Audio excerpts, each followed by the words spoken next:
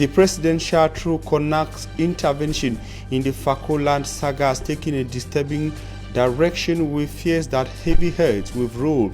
Meantime, the self-defenders or self-proclaimed defenders of the Bakweri ancestral land have said that they are determined to work with Connacht to see that fraudulent traditional rulers, administrators and elites of Fako are fished out and squarely punished.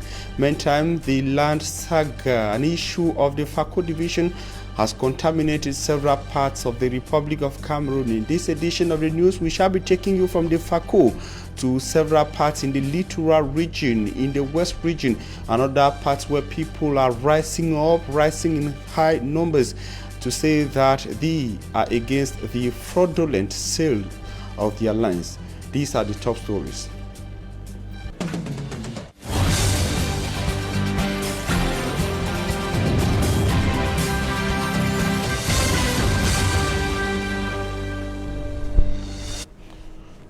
Ladies and gentlemen, thanks for joining Equinoxe Television. We are on our primetime newscast live from our center news desk in Douala, Cameroon's economic capital city.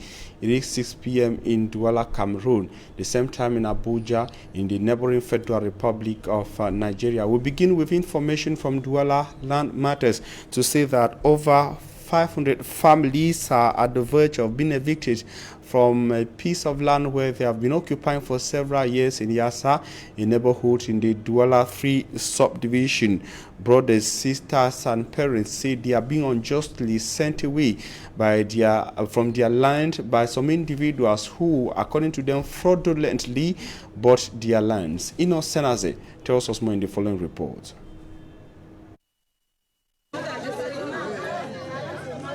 Birth of a new land scandal in Douala.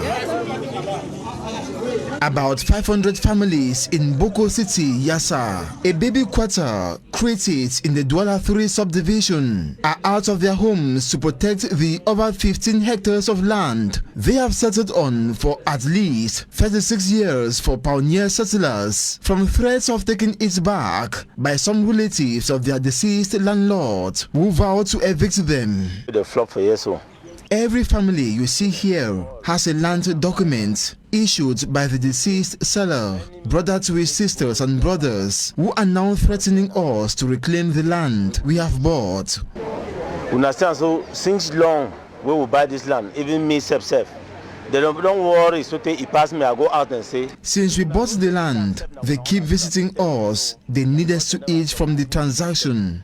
Our refusal is reason why they hired demolition agents and some security elements in their numbers to demolish our houses, even at night. Today we don't talk, say, we will go meet a show place where they don't build house or plant something. They go now for different land, they go show. According to the threatened locals and chief of Yassa defending the occupants, their landlords of blessed memory, Dipoko Eboko Daniel, had always put dialogue and peace first before other matters. En 2008 que j'ai déposé la demande. In 2008, when I dropped a demand for a land document, and the day we descended to the sides to demarcate the boundaries, the late landlord who sold the land told all his brothers to voice out any worry they had, but no one did. Ils sont en train de poser aujourd'hui que si vous avez un problème, venez parlez-en ici. What is happening today has been described by them as theft. Land and house, no na mango. Something they take and put them for inside pocket. They receive something where it shines so, but they recover them. Local administrative authorities have been informed of this new wave of land disputes for justice.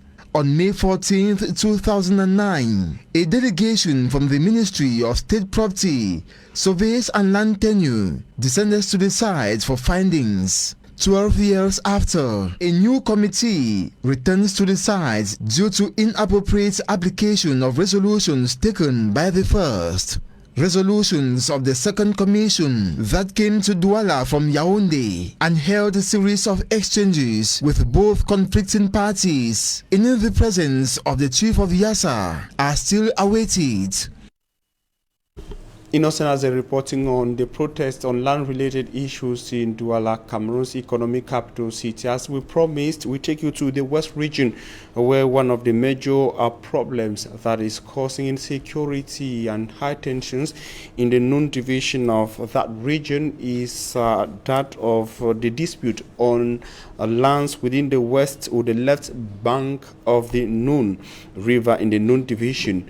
The people in that locality say they are being constantly attacked by individuals who claim to be rightful owners of the lands wherein they have been for several years. Charles Ekome tells us more in the following report. The left banks of the River Noon in the west region of Cameroon has become a zone of altercation between inhabitants of the locality and those of Fumbot. There are increasing tensions with people living from Fumbot coming to impose laws in the locality. At about 8 a.m., two men came towards us, armed with machetes. They want us to stay away from the zone. I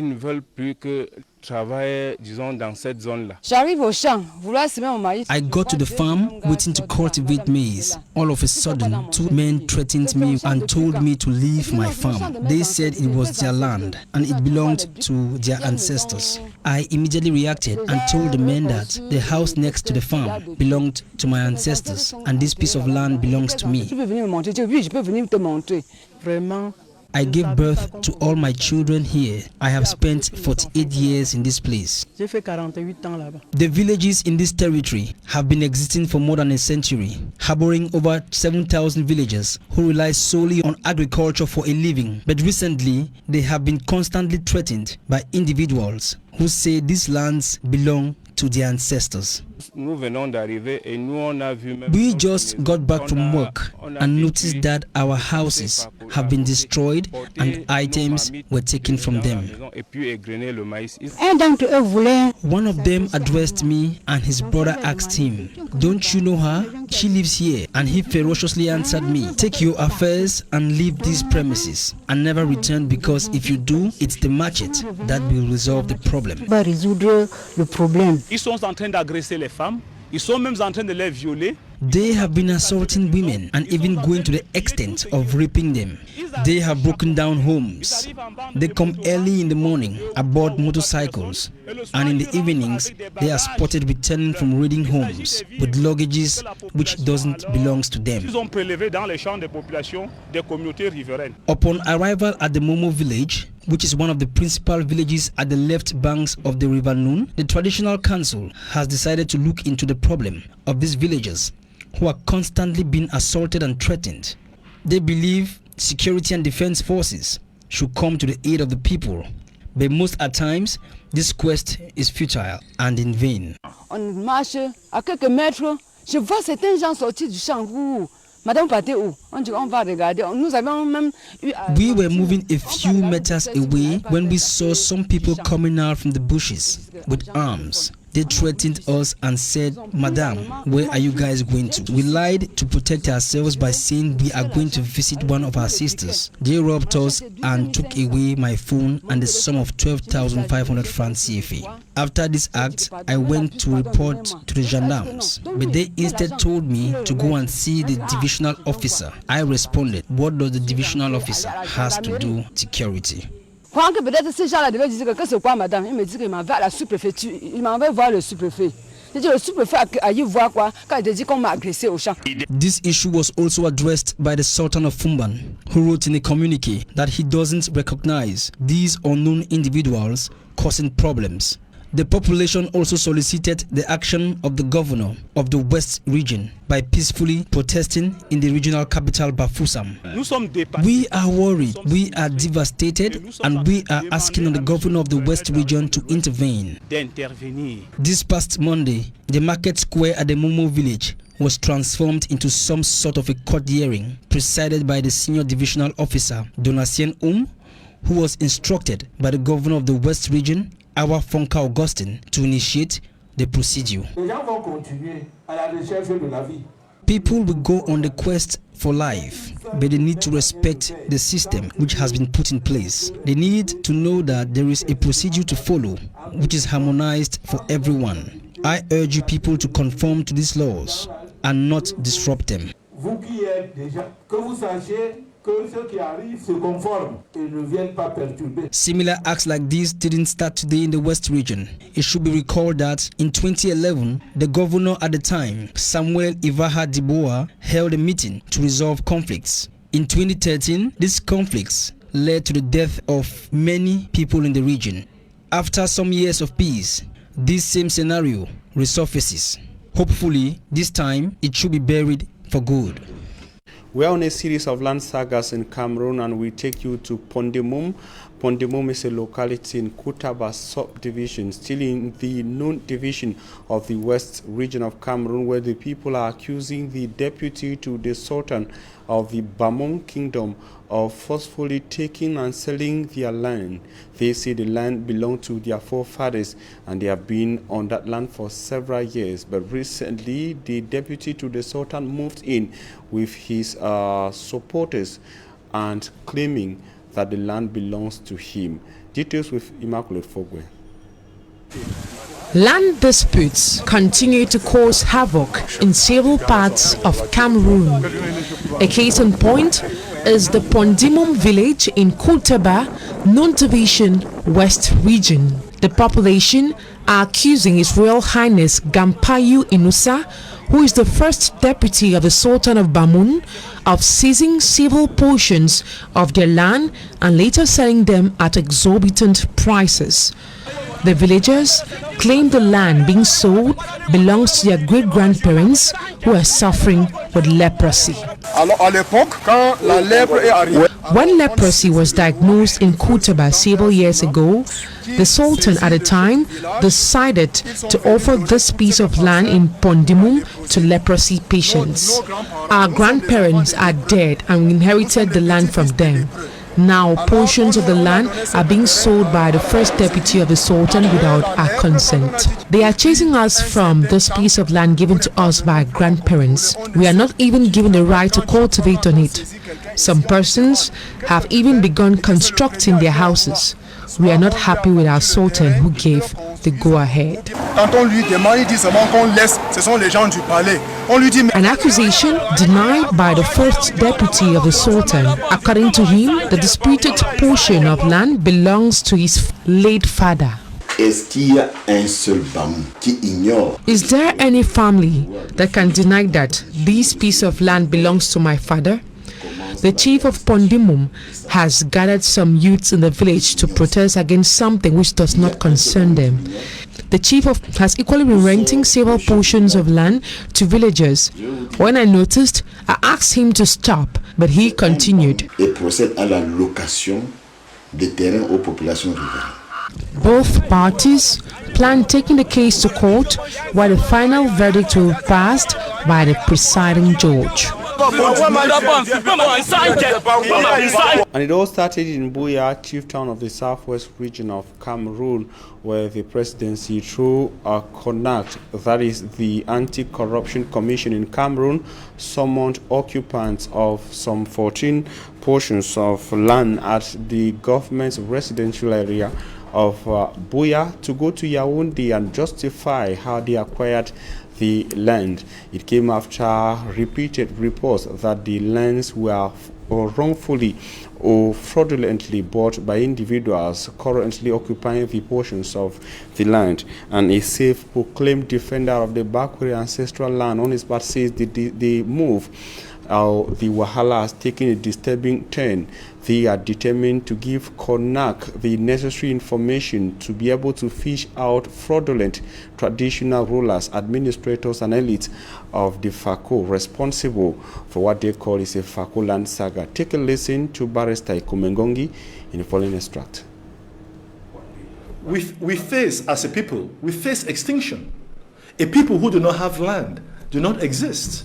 I would like my children and my grandchildren to be proud to come around and say, look at my great-grandfather's land in Bonakanda, in Bulu, in Bokwango, in Bassa, in Mapanja. But if all of this land is occupied by strangers and not FACO people, what would they say they own? How would they define themselves? They would define themselves that they own land where? In America? America is not their home. England is not their home. France is not their home. They are defined as Fako people because of the land they occupy. People in Kambe or Banso or Nkwen are defined by the land they occupy. People in Ebolova and Betoa and Vomeka and Bafia, all they are defined by the land, the space they occupy. And this space, we occupy them. It's God who put us there. Why should some people think that we should be removed from our land? Ngongi, why it seems like he is the only one so concerned about the issue of the Fako divisional land saga, and intending to know from him if it really mattered or was an issue as he is pushing it to be, and this is what he had to say. Somehow the issue about land also is a political issue, and many of our so-called elites who should be talking about this matter are all bigwigs in CPDM. And I understand that within CPDM they have something they call party discipline, where people are not supposed to criticize the misdeeds of government, even if it's hurting them. That is the result of what we are seeing today. If our so-called elites have been talking about this and acting on it for the past 10, 20 years, we would not have gotten to this point. But happily, the government has seen that we have a point in this fight. In recognition of that, the presidency has awakened CONAC to start these investigations, which has raised a lot of eyebrows today. The kind of stealing that is going on now is the correct kind of stealing. You see, when I take somebody who is not supposed to be a chief of a village and I make him a chief, and I tell him, look, because I made you a chief and you have access to 50 hectares of land, you must give me 10 hectares. That is stealing. How is that? That's what the administrators do with some of these chiefs who are not real chiefs. That's what they do, and that's what they have been doing. And that's why today in Fako, when people want to become chiefs, it's because they want to get land which they will sell. There's a direct connection between chieftaincy and land grabbing in Fako today. We need to break that cycle. We need to stop it. Barrister Ngongi speaking there. And now we talk COVID-19 before we continue with other news elements here, to say that the Ministry of Public Health says Cameroon as of now has confirmed 61,731 COVID-19 cases, and with some 56,000, that is 56,000, over 56,000 transmissions already recorded. Active cases 3,888, and the government sees the rate of those who have been healed so far stands at 92 in Cameroon, while the rate of that is the situation, however, remains preoccupying, according to the latest information published by Cameroon's Minister of Public Health, Dr. Manahuda Malashi, and who says some 385 persons are on oxygen, indicating that COVID-19 is a major preoccupation. The minister, at the end of that public information on his official Twitter handle, called on the people of Cameroon to continue to respect anti-COVID-19 measures prescribed by the government, and also indicated that plans were on to see the decision that Cameroon, or the trend that Cameroon would take vis-a-vis vaccines for the coronavirus pandemic. We shall be coming back to that in subsequent editions of information on Equinox Radio and Television. And now we talk something else. The mortal remains of Cameroon's industrialist Monkam Pascal, and to say that it has arrived Douala following the death of the business mogul Pascal Monkam on the 27th of February. In South Africa. The mortal remains of his this business icon in Cameroon landed today at the Douala military airport. A prayer session was conducted at the military base to honor the man who contributed enormously to the growth of Cameroon's economy. Military honors were also performed to the deceased in the presence of the governor of the Littoral region, Samuel Dieudonné Ivaha Dibois, who acknowledged the fact that Pascal Monkam was a great industrialist, a patron, and an economist who contributed positively to the growth of Cameroon's economy, and also saw the employment of several young Cameroonians. Also said that it was why the head of state, President Paul Biya, decreed an official funeral service in his honor. He also indicated that the family should stay on, that is not worried, and to know that the government of Cameroon is with them.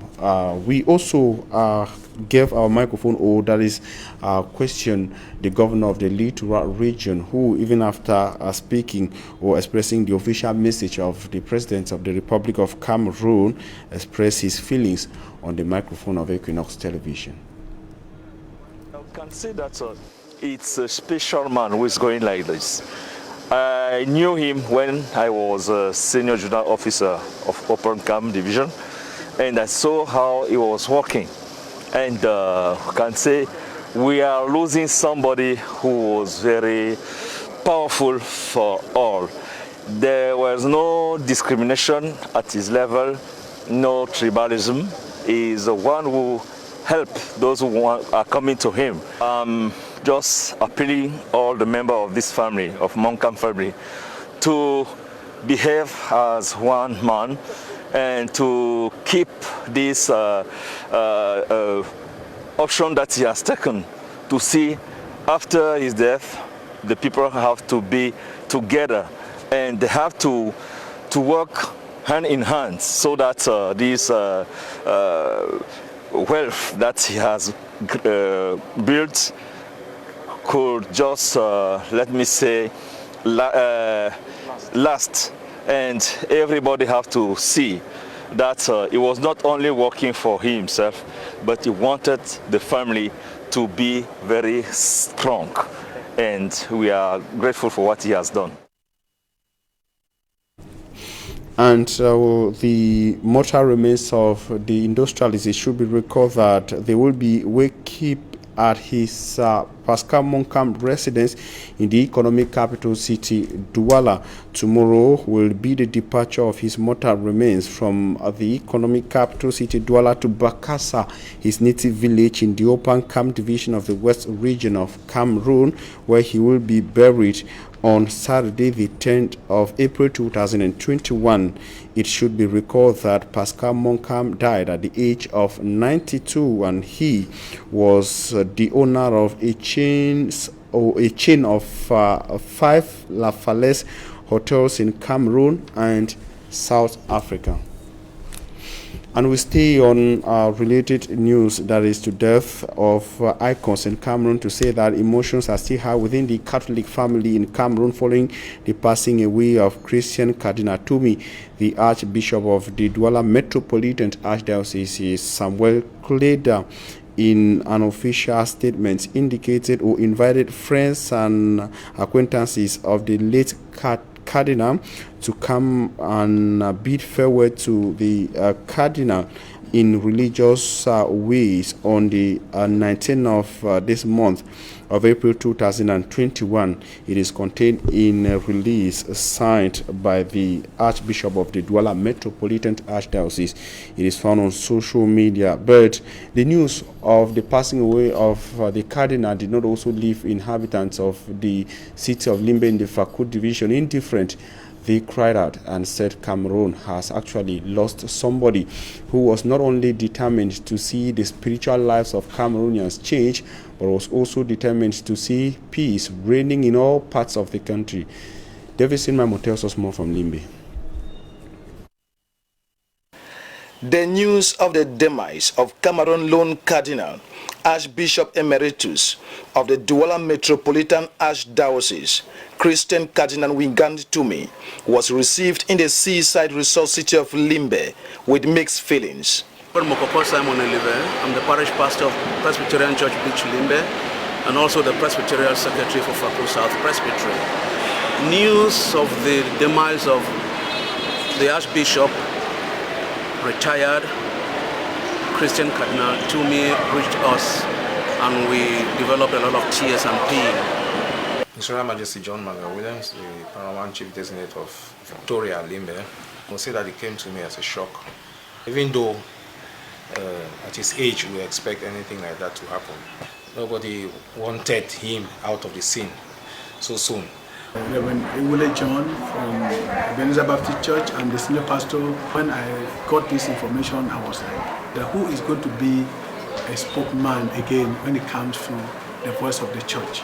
I'm Reverend Father Lungla Anselm the present parish priest of the Our Lady of Lourdes Parish Gardens in Limbe.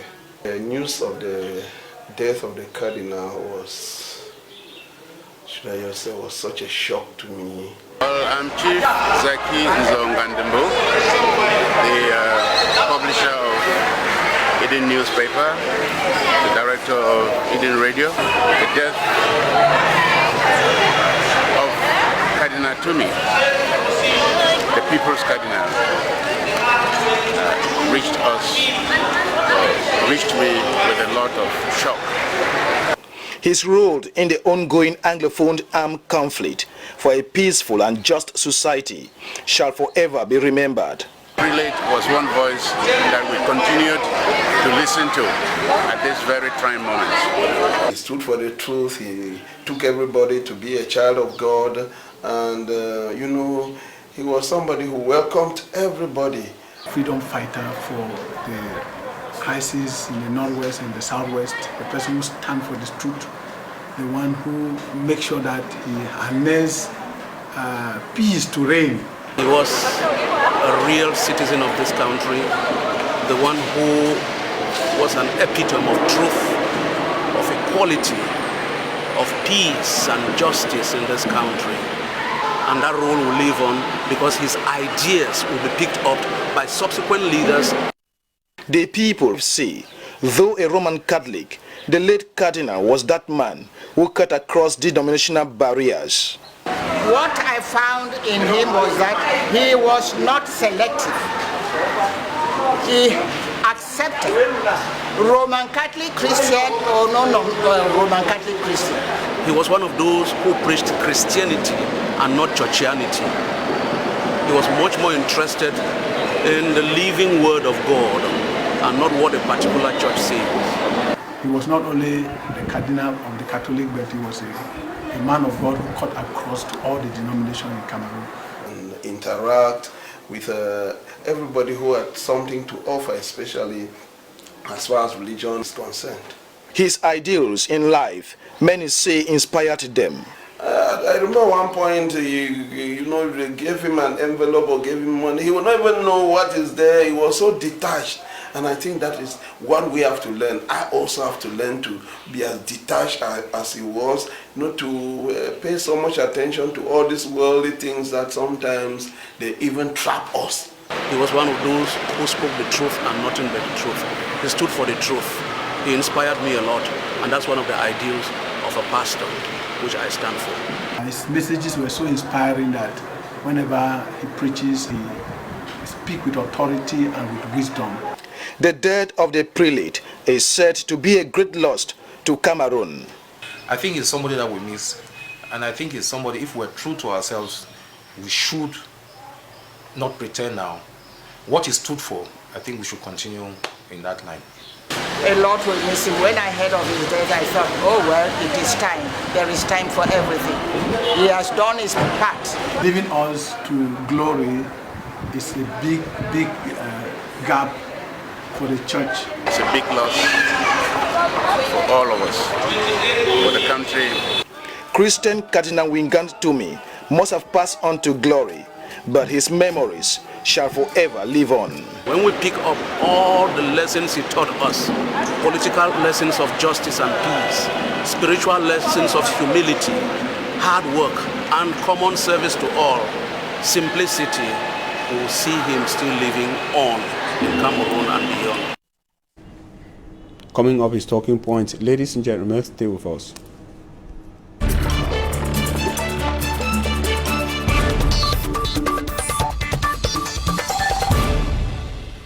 Thanks for joining us on Talking Points. We are receiving a journalist. We are receiving Prince Joel Mukage. Prince Joel Mukage, thanks for accepting our invitation. Good evening to you, my brother. For me, I'm Shong Sanda. Good evening to the peace-loving people of Donga Madun subdivision, and special good evening to Honorable Ngala Gerard. Prince Joel Mukage, we have watched a series of reports, people rising to say that our lands are being forcefully taken away, our lands are being threatened, or the rights to our ancestral lands are being threatened by powerful individuals. the question that comes to the minds of every Cameroonian is why now? Yeah. I mean, it's a key question that most Cameroonians are asking. Why now? No, the issue is the land of the issue of land seizure is an old story, because we have a majority of our funds and traditional rulers who seize lands from persons and feel that they can give to certain individuals, but many a time they work very closely to the local administrators, that's the DOs and the SDOs, and we feel that it is something that should be condemned. It's a very important issue that you brought it up, because traditional rulers today, they just take lands from people, and like I said, it's not something that is today, it's something that is very historical. Yeah, historical. Yeah, you are an investigative journalist. That's why I asked you that question, and you rightly put it that it's not it's not something that is just starting. We've been experiencing that in Cameroon. As in, what is happening? Why are the people rising up just now? Starting with the Fakuland saga, and we've had reports from the littoral to the west region of Cameroon. People are beginning to speak out. Is there something cooking at the Ministry of Survey, Land Tenure and State Property, for example? I will not authoritatively say yes, but I feel that there is something that is not going on well. The issue of land expropriation in Cameroon is not a new story. Traditional rulers, chiefs and other ministers, as well as divisional officers, because they work hand in glove. You cannot take somebody's land, because when you take the land, the person will want to run to the nearest police station or maybe run to the nearest divisional office. But when they go there, they cannot actually explain their grievances, because it is a kind of a chain. I've done investigations, like you said. I've done investigations on this land issue. It is something of a chain. The chief works with the DO. The DO is the boss of the commissioner. So once they take your land, to an extent you're frustrated. You don't know where you can go to, because the chief has seized your land, sells it to for me, I'm from Sanda, and then you feel that okay, you can go to the commissioner, and then when you go to the commissioner frustrates you, and you feel that you should go to the DO. The DO too, he sounds so tight, because many a time traditional rulers are those who they're custodians of the tradition. So it's not an issue of individuals, Mr. Armstrong. We should be able to say this, because it is not individuals who take lands. It is chiefs who take lands from people. Now, when these chiefs take lands, it is a whole chain, because in one of my investigations I discovered it's a whole chain. There is an issue of the chief, the commissioner, and the DO, because when you take my land, I should go and cry somewhere that my land has been taken. Now we start from those who are very close to the people. We're talking about traditional rulers, custodians of the traditions, the customs of the people, their cultures. And now we had Barrister Ikomengongi, for example, taking the case of Fako division, saying that it wasn't common in the 60s to get traditional rulers involved in grabbing lands and selling. And he used the word grabbing land. I begin to ask myself, the land is supposed to be under the K, the traditional K of the traditional ruler, culturally. And he says traditional rulers of today are so concerned on how to make fast cash that they go into that practice. Do you see also the position of the traditional rulers of today as a problem? Yeah, very true, very true. The issue is that being a prince in a royal palace, I feel that today we have traditional rulers. You know, there is a difference between traditional rulers in the northwest and those in the southwest. And I think what we are talking about is based more of the southwest. Now, in the southwest region, it is very normal to have land grabbing issue. Like I said before, land grabbing is not today. History has it that Southwesterners or fonts of the Southwest gave their lands to the Germans. History has it that. I'm not a historian. The barrister says the Germans seized the Bakwere lands and did not hand it back to the people. Later on, the government of Cameroon took the lands and did not give it back to the people. The Bakwere Land Commission went as far as Banjul in the Gambia and got the ruling in their favor, came back to Cameroon, and the government of late have been ceding the lands. The unfortunate thing, according to him, is that the lands have been ceded. Normally to be ceded to the community, the lands were unfortunately ceded to traditional rulers who intended not distribute to their people, but they went ahead selling. The issue is that I'm still saying one thing, that when it comes to traditional rulers in the Southwest, when it comes to lands, we should be able to say that traditional rulers in the Southwest have the monopoly to give land to who they want. And many a time, like I said that there are three chains. There is a traditional ruler, there is the local administrator who is a GO, and there is the commissioner or the commandant. That's why you go to the Southwest, do your investigations, you'll find it. I'm saying it because I've investigated it and I discovered that in the Southwest, there are divisional officers or senior divisional officers who have left the Southwest with so many plots of land. They did not buy them. It's just, you just need to favor a traditional ruler, and once you favor the traditional ruler... What kind of favors, for example? Because I got some through Barrister Ngongi. What kind of favors, for example, do traditionals need from administrators, be they DOs or senior divisional officers? When I talk about favor, in my investigation I discover favor means that many a time they come, they just need to bring somebody and win a case. They just need to say, okay, make the wrong persons. That is it. That is it. Yes. No. I will not say that. I will not say that. In the Southwest, it's different from the Northwest. In the Southwest, chieftaincy is more of kind of a vote. It's more of, for me, Armstrong can become a chief tomorrow.